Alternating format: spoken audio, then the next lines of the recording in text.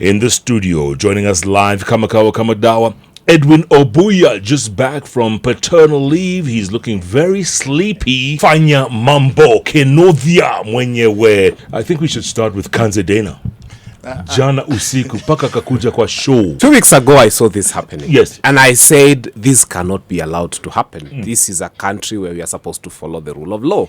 And here we are. Kanzedena has come out and she's speaking about it, and she's saying these resources are not available to them and they have not been allocated to them. So now, then of course they send us that guy. I don't know where he comes from. I think he parachutes sometimes and he appears or before cameras, and Isaac Mwaura speaks and you wonder, where was this person born? Who raised this person? Who polished this person? Who does he consult? I think one of the first things that the government of Kenya needs to do is to deny Isaac Mwaura the microphone. Take him away from the public limelight.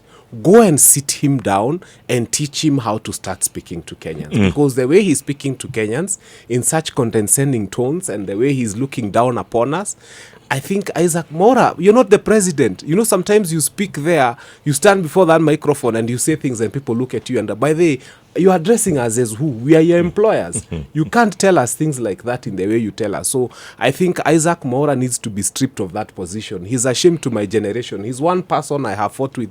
Even at Bombers of Kenya, when Kenya was reviewing her constitution, I remember I was the only observer on behalf of the youth. There's a very young person there. And Isaac Mwaura was also there. And we fought this fight together. But now he's lost it. The way he's speaking, he's a shame to our generation and he needs to withdraw from the way he's doing things. And who was his chief guest at his wedding? Uhuru Kenyatta. The same person is fighting. Nani anaongea kwa hii serikali kama mtu anajali wa Kenya? Nobody. So, from the president, you know, anakuambia anataka kuongeza tax. Kenyans are suffering, but he doesn't care. So Isaac Mwaura is just a symptom of what is happening in this government. What is happening with Uhuru Kenyatta is that there are laws that govern and are supposed to govern the retired presidents. Uhuru Kenyatta is not the first president we are having as a retired president. We have had Mwai Kibaki. And there was no problem with it? There was no problem. Right. We had Moi, Daniel, who left power in a very acrimonious circumstances in 2002. But the office then that came in power, Mwai Kibaki's office, you know, there were people who wanted to go for Moi's ahead. You remember Kiraitu Murungi,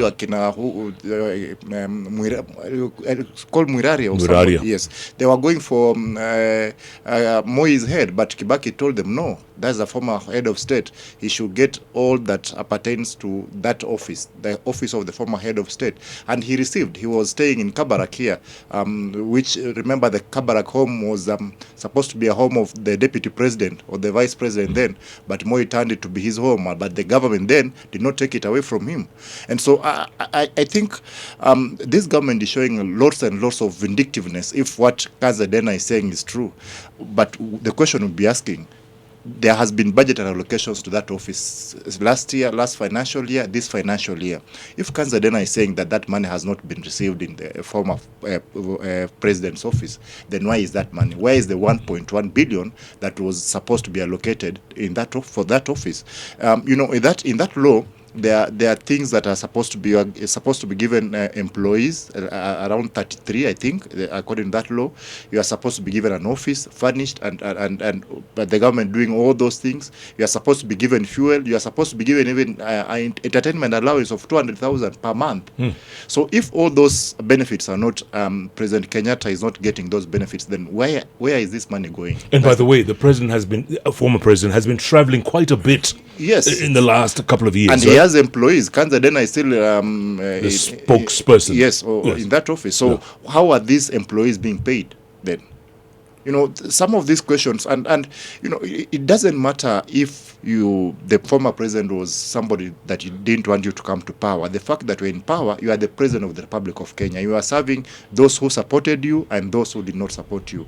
You cannot then decide that on this one, I'm going to give this person some certain privileges, but this one, I'm not going to give him those privileges, despite the fact that the law allows me to do that, but because alikuwa ananipinga, then we are not going to give give them those privileges.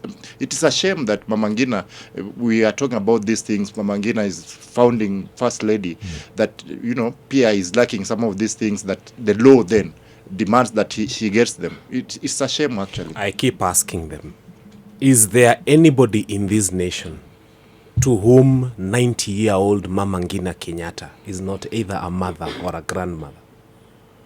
So if you can't provide security for her, what threat is she in? They had funny excuses like involvement in politics. Which political seat has Mama Ngina vied for? Which political party does she support? Why is she not getting the basic things just like security? Ama kama serikali imeshindwa iseme, so that we people who believe in supporting people like Mama Ngina, we just find a way to organize to have some few young people guarding her gate every other night, and they will do it voluntarily anyway. The people of Gatondo now have realized they made mistakes. They would be happy to guard that gate at night. We just need to be told that the government is not capable, and some young people will volunteer, and they'll be surprised. They'll be 10 there every night basking and taking care of her. She's our mother. Who want to go and urinate there. The ones who as long as you don't urinate. Yeah. Now the ones who wanted to come and do that bad manners have also realized that nobody has a monopoly of urine. So you can't just come and say that you are going to do that. So let's not even entertain such people.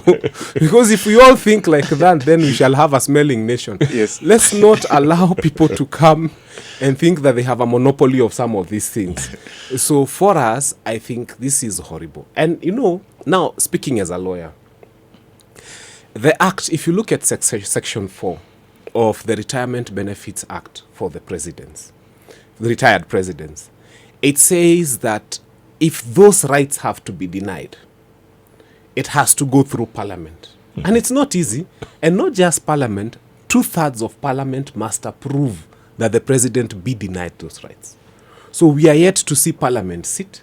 We are yet to see a resolution of parliament.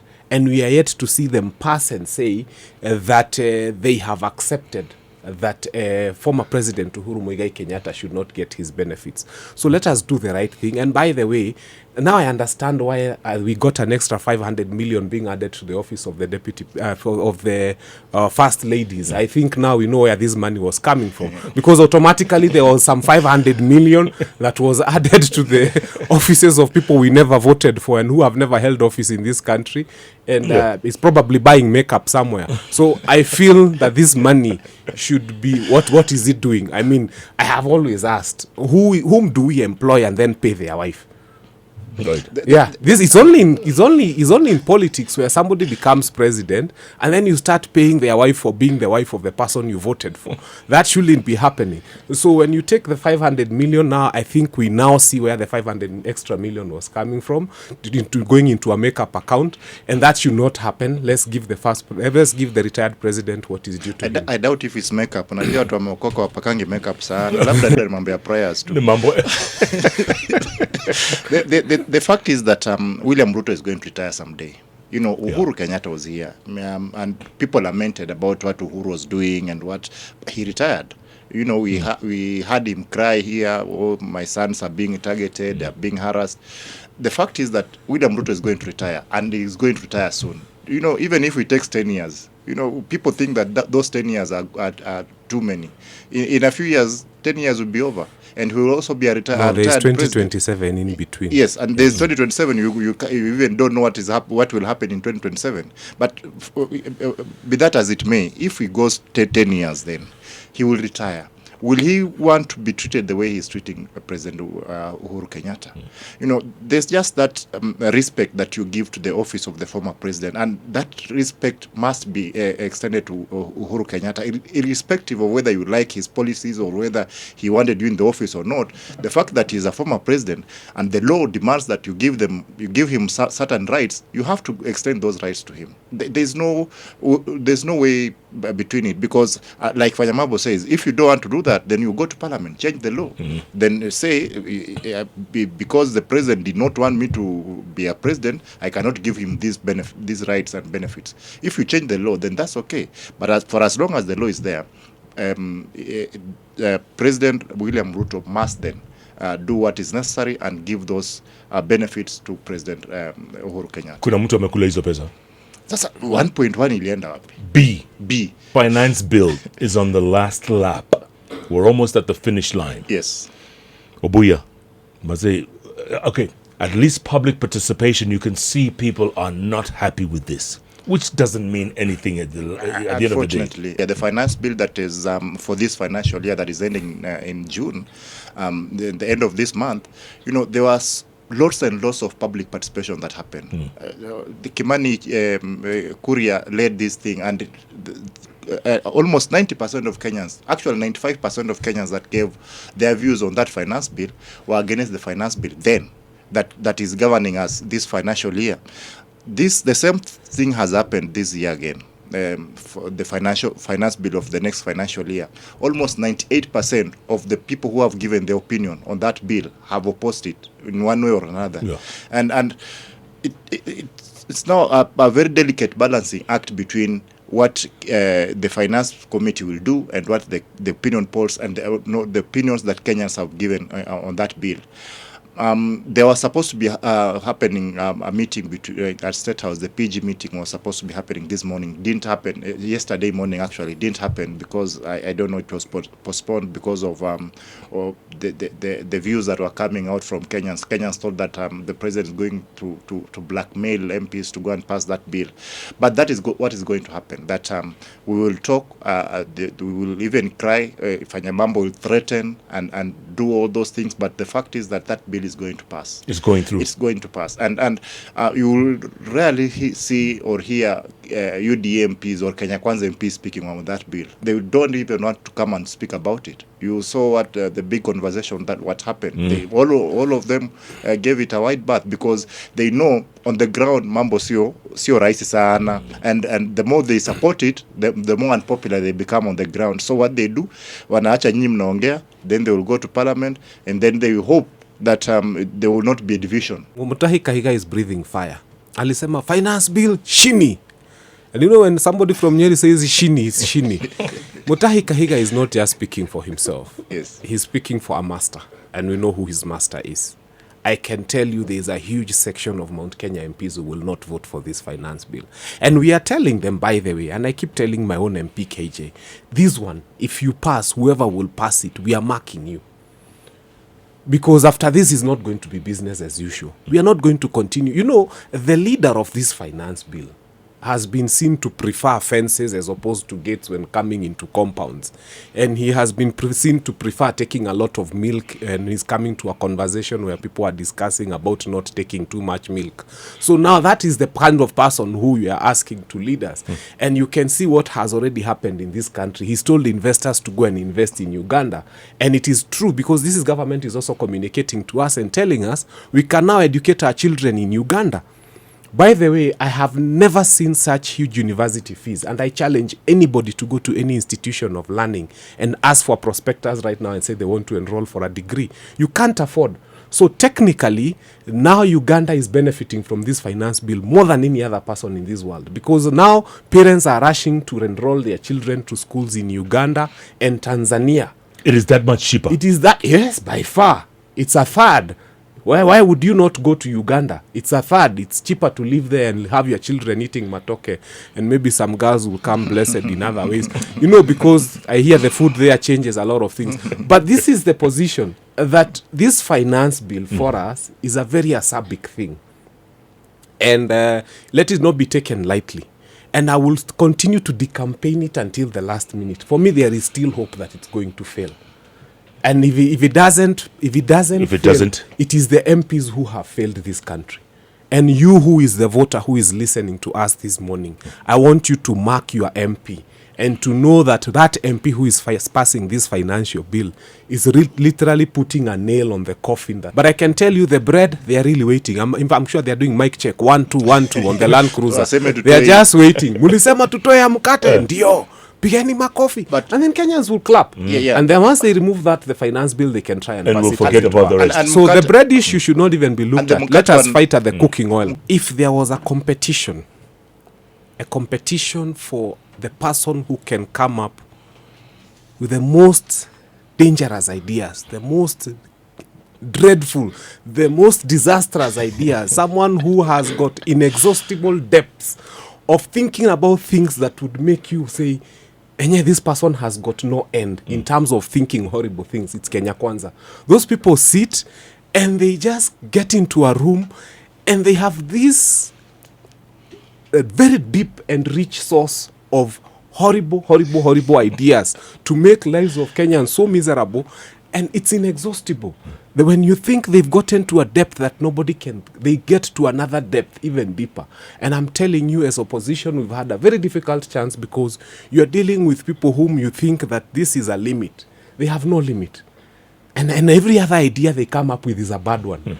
And every other idea they come up with is a punitive one. And then you ask them, are there times when God gives you grace to think of something nice for the country? You know, something good that you'll hear Kenyans clapping for you for.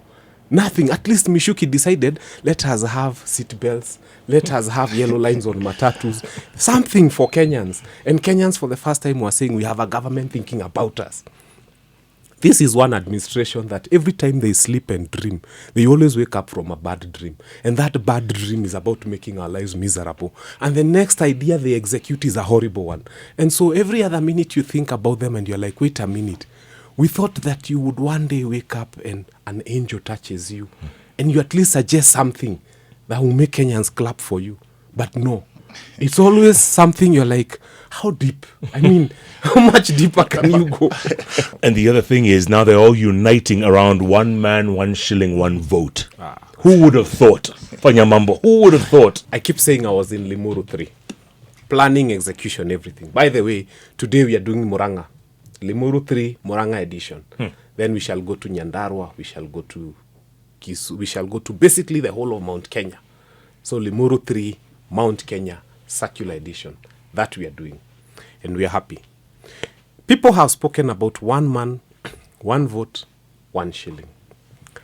Allow me now, as a lawyer, to talk about the vote part. Because people have spoken about the shilling. I think I owe you something intrinsically deeper than what every other pedestrian would talk about. Article 138(4) of our Constitution speaks of what it means to qualify to become President of the Republic of Kenya after an election. And it says that a person is qualified to become the President of the Republic of Kenya who acquires 50% plus 1 votes, but in addition to that gets 25% of the votes cast in at least 50% of the counties in this country. So basically, you need to get 25% of the votes cast in 24 counties. Now, that looks like a very simple provision. I submit to Kenyans today that there are counties in this country, there are people in this country who have 10 votes and you have 1 vote. There are people in this country who actually have 20 votes and you have 1 vote. Let me explain. So, the president gets, say, the whole of the Kiambu vote, 2.4 million. And then when they are counting, when it comes to determining who will be president, Kiambu County will be counted as 1. Nairobi, with population of 4.3 million, will be counted as 1 vote because we are counting the 24 counties. Now, Lamu, with 143,000 people, will be counted as 1 vote in determining whether you got 25% of the total votes cast in the country. Isiolo, with 267,000 people, will be counted as 1 vote. And I'm submitting here that as we fight 1 man, 1 vote, 1 shilling, Kiambu County now has to start counting as 3 counties. It doesn't have to have 3 governors. But when we come to determining whether the president got at least 25% of the total votes cast in 24 counties, let us say Kiambu amounts to 3 counties. Why? Let us say Nairobi amounts to 5 counties. Because Nairobi has 4.3 million people. And some people will start saying it's tribal. Then I ask them the simple question. Is it a Kikuyu who got the highest number of votes in Kiambu County in 2022? No. It's not. In Muranga County, the person who got the highest votes for president in 2022 was not a Kikuyu. So it's not a tribal issue. it's an issue of numbers beginning to make sense. You cannot tell me that 143,000 votes will be counted as one vote when you are determining whether the president was able to reach the 24 threshold. And then you tell me that 4.3 million votes in Nairobi is also equal to 143,000 votes. So our vote is not equal right now. Mambo, so one man, one vote, one shilling. But this was agreed upon in the Constitution in 2010. No. There's a problem. It was agreed upon. Yes. But doesn't mean it is right. Jeff, it is not right, Jeff. Obuya. The same kind of sentiments Fanya Mambo is saying is what led to that. The first is what the policy of the government that made sure that we just focus on some areas for development, and we left a large part of the country behind. Correct. And if we don't get the balance right and we just insist on one vote, one shilling, we are going again to alienate some of those places that were left behind before, and they are going to be left behind even more. Kuna places zingine ndio wameona barabara ya lami juzi.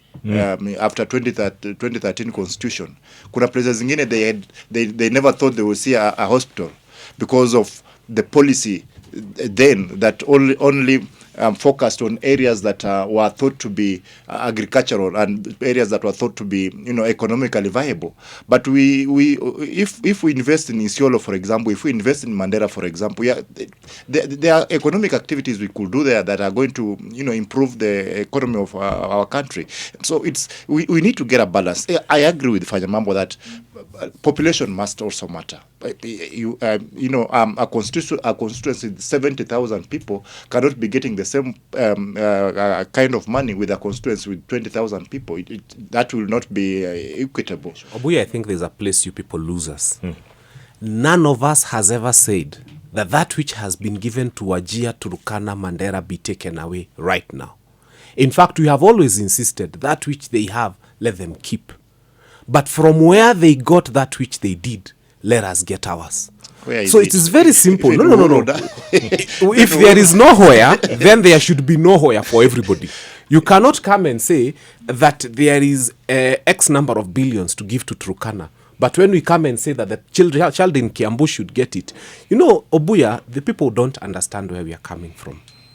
How is it okay that one child can get a bursary of 30,000 in this country and another one 2,000 shillings in the same country?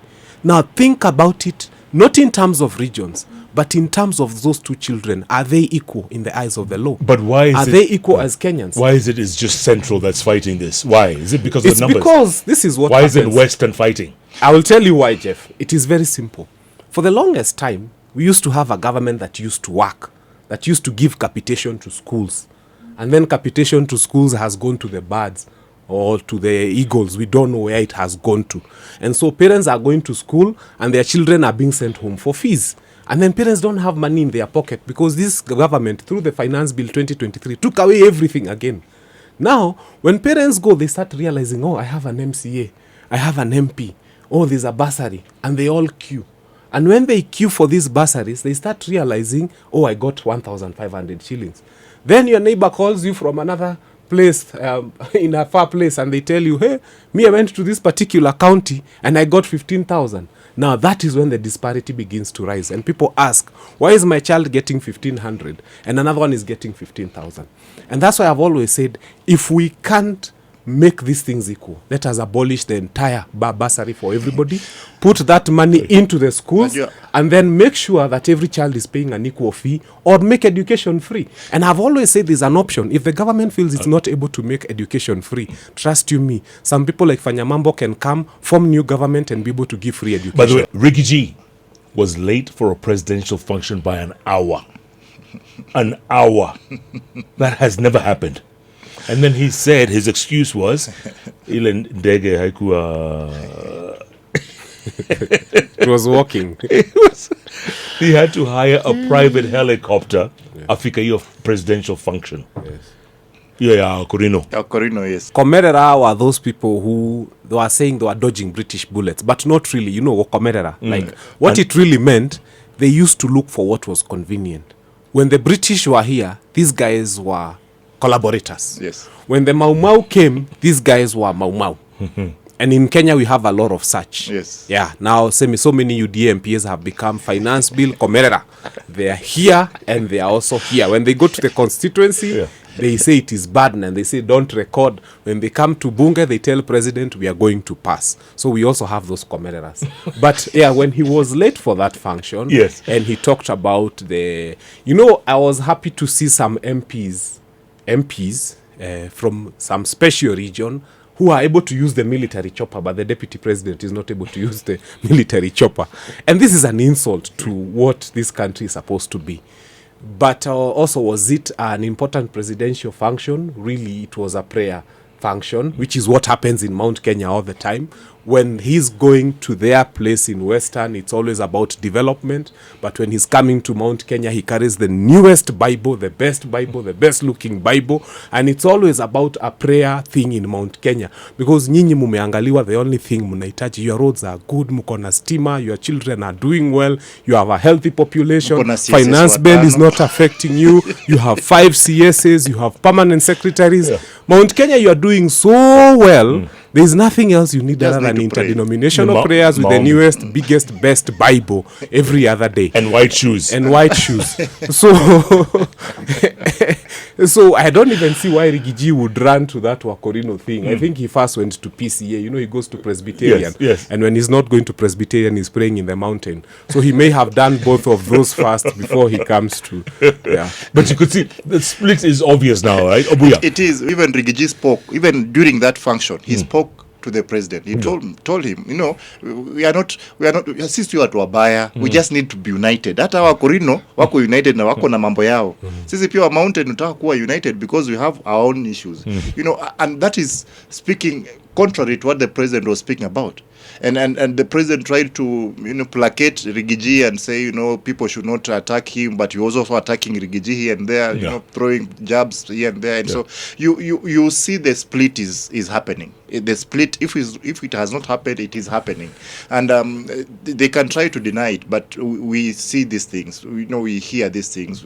Ukisikia MP mwingine akio, hata jana watu wa Moranga again came up and said, you are hitting on Rigiji, which is not right. And so I don't know how Rigiji is going to play his politics to make sure that he doesn't then be swallowed by the what is gathering. Samanga clouds have gathered. The fear is gone. Yeah. And so I don't know how he's going to maneuver and make sure that he stays relevant, even with the fight with the head of state, because it can be very costly. But Jeff, what is new? We've seen these things. We saw these things Uhuru doing to Ruto. And Ruto said, never in my life will I allow my deputy to be mistreated by my juniors. And yet? And we are seeing these things. Sudi, engineer, is doing speaking to Rigiji like you can't believe. Especially after winning that case. So the juniors are speaking directly to Rigiji. Rigiji is trying to be respectful to President Ruto, but pia ni kama inakataa. Sasa pia naanza kurusha some bab. If you remove the 1.4 billion to the 2 first ladies, it is going to be 3.999. And then I can continue making other suggestions. If we had time, I would have left it at 3.75 by the Karen residents. The Karen residents. Where curtains were worth 10 million. That's a few number of affordable housing units. And so I think it's a budget in bad taste, I would say, for this country.